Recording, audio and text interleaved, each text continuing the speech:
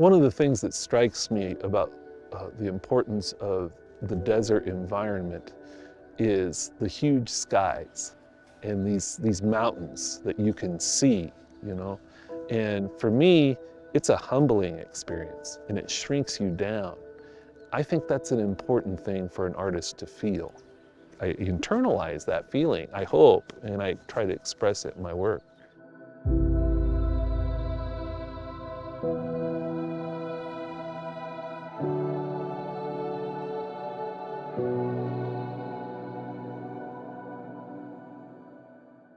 Mainstream America wants to see specific subject matter or specific materials being used.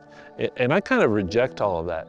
It's my perspective that is indigenous. It's not the materials I use. You know, beadwork, you know, most Americans will say that's traditional Native American art, but that was beads, glass beads were a trade item. It wasn't part of our long histories. And I always pose the question to my students, like, how long do you do something before it's traditional? Maybe what I do today isn't deemed traditional today, but maybe one day it will be, you know. But, you know, it's this tradition of creativity that often gets overlooked when it comes to Native arts and culture.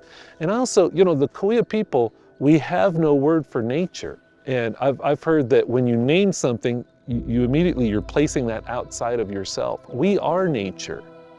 Mainstream America sees the desert as this vast wasteland, right? This is an ancient land, and the Cahuilla people, along with the other tribes, have been here for thousands of years. And anytime you bulldoze anything, you know, there's cultural resources that are being lost.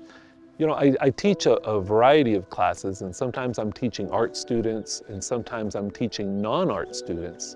I actually enjoy teaching the non-art students the best because you're introducing them to a world that enhances life. You know, my educational philosophy is that it's additive. Everything you learn adds, you know, and I think about life that way. Everything is adding to your quality of life. Maybe addiction is an experience that is subtractive, but almost everything else is additive. So when I do an artist lecture, I talk about the responsibility and the way I feel towards my community as kind of representing them, for one, but also the responsibility that I have to take on to make art for them. Because to be honest with you, I live on the reservation and I don't see people making art for my community.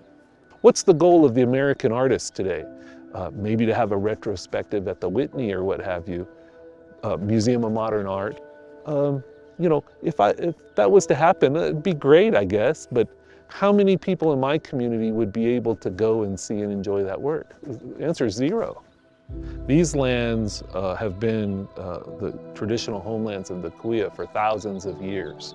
And we have ranged through these mountains up here in these higher elevations all the way down through the deserts throughout Southern California. The Cahuilla, the Chemehuevi, the Southern Paiute, the Serrano, there's a number of tribes that have all kind of been in this area. Each climate, each elevation had its own unique flora and fauna, and the Cahuilla were able to sustainably manage that and to live for thousands of years.